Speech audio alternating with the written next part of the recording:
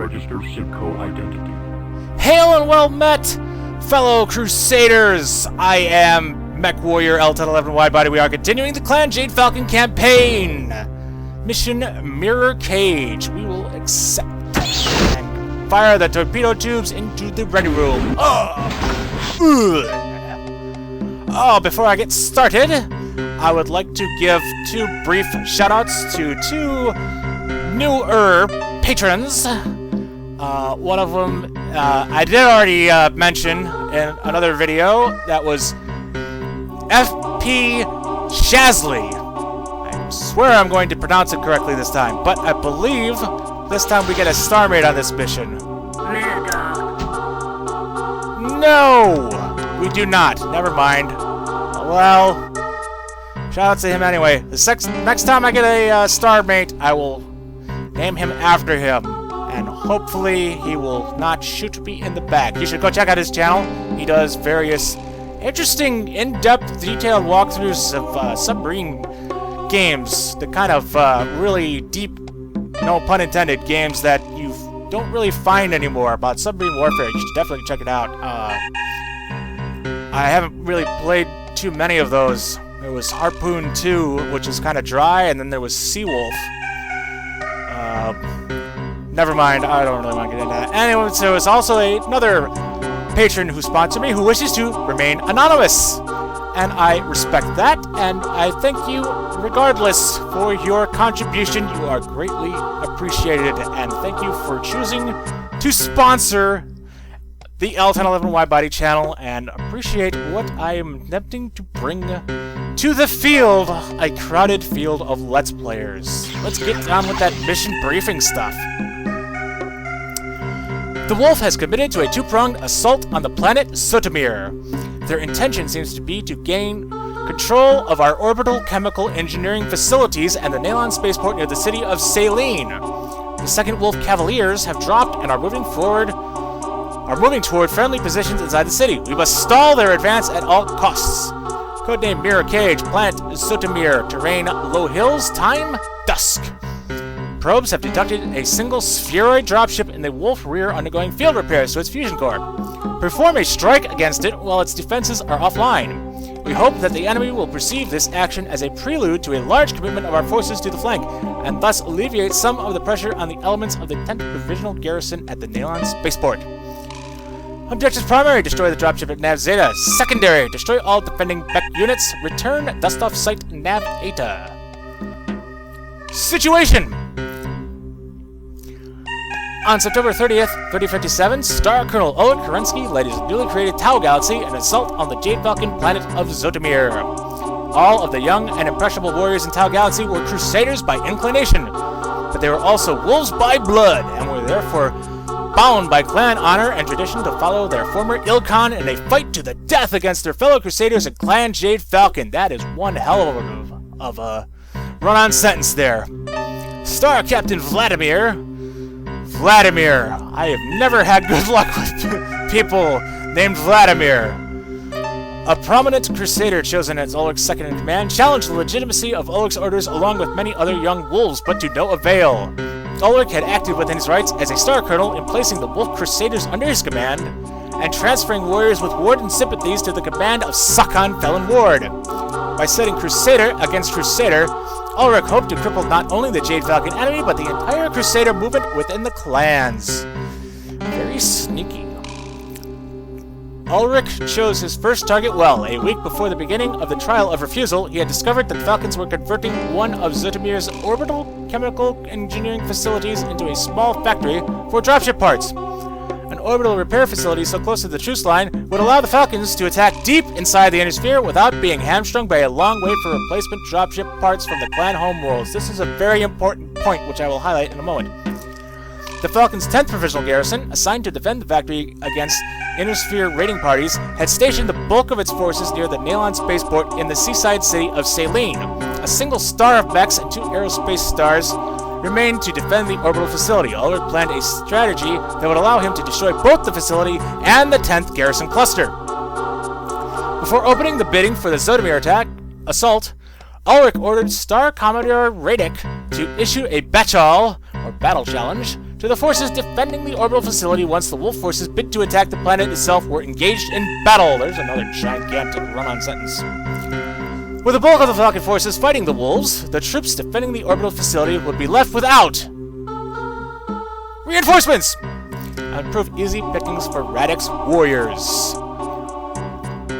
Very sneaky, splitting up your forces, and that is one of the hallmarks of the way the clans conduct warfare, with the battle challenge, or Betchal, where the commander of the attacking forces directly challenges the commander of the defending forces in a given area to meet him with a certain amount of force, and basically the attacking forces will try to outbid each other to see who can commit the least number of forces to attack that objective.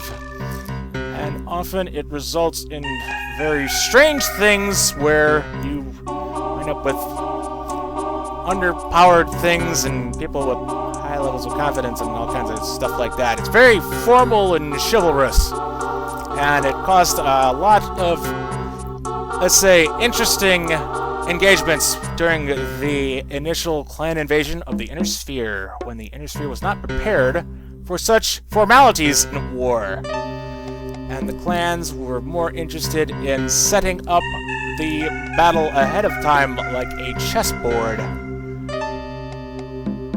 Anyway, as I was going to mention, this is an important point, the dropship.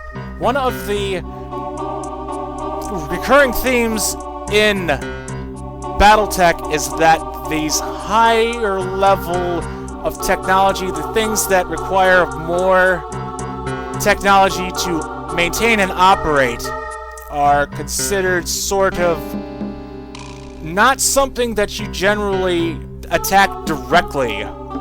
Sort of something where you would avoid it the way that you would, say, avoid civilian casualties in a normal war, in a contemporary battle, in contemporary battles. That's circular logic, isn't it? A equals A. Anyway, so you would try, even though, say, strategic targets like factories and things, you would try to avoid attacking them directly. You would try to attack the tactical things. So, necessary logistics things like dropships, mech factories, particularly jump ships, and HPG hyperpulse generator arrays, as mentioned in the comments of a previous video, and we attacked one of those installations on our initial mission on Kolmar, are sort of considered somewhat off limits. So you can see the Jade Falcons are resorting to, how shall we say, extreme measures already by directly attacking a wolf dropship. And usually they would engage dropships when it would come in organic combat, where they would be invading space and the defenders would be shooting directly at them. So this is a bit of a foreshadowing for the desperate measures that the Jade Falcons would continue to employ throughout the Refusal War. And just in general, the sort of things that, as the protocols of Zelbriggen, which is the clan term for the honor code that the clans employ and are held to, would break down over time. That's enough rambling for now. Let's get to our mech lab. We have 70 tons to play with. So, what should we use? This will be one of the few times when we will have a 70-ton dropship limit, so that we can use the summoner as opposed to having a 75-ton limit where the Timberwolf would be more in handy. And I know the Mad Dog was recommended, but I'm sure I will be using the Mad Dog much more frequently. And if you haven't seen me use the Mad Dog enough, you should watch my playthrough of this game without commentary, because I loves me some Mad Dog. So let's see. Here is a variant I prepared earlier. The summoner variants are not particularly useful in this game. This one's not too bad. This has a regular SRMs. Has a lot of pulse lasers. They're better for the board game than they are necessarily optimized for... See, this one has a Gauss rifle. And the Gauss rifle is not a weapon that acts particularly useful in MechWarrior 2. It doesn't quite seem to do the damage that it should be taking for firing a slug that does 20 immediate points of damage to a... Or was it 15?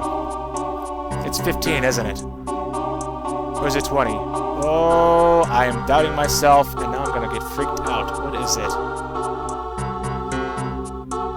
15. 15 damage! 15 damage to a direct spot. It just doesn't seem to convey the damage that it should. Also, like the autocannons don't seem to convey the damage that they should. So I don't know what that is. That's an issue with this game, but the machine guns do tend to. So let's see. We have this variant. We should... Let's actually take this variant. This should be alright. We're going to be... There's a lot of rolling hills in this mission, so we will not be able to use the PPC very effectively. The PPC is kind of the hallmark weapon of the Summoner. It's known for having a one large gun, which would be in this arm here, that is rotating around and around and around. That's actually where it gets its Intersphere code name for... called the Thor, because it has the thunder and lightning attack. The lightning would be the PPC, and the thunder would be the LBX autocannon. It's very... I don't know. Blatantly obvious. Kind of... I don't know. It just doesn't seem very imaginative to me. I like Summoner, though. I like all the clan names for stuff. It's better, except when it gets really weird, like Ice Ferret and things, Stone Viper, crazy crap like that. So we're going to use this configuration, I believe. Lots of long-range missiles and plenty of pulse lasers for short-range engagements. So with that out of the way, we will accept this mech, go to our mission briefing, and hit accept, and we will be off to combat on Zotomir.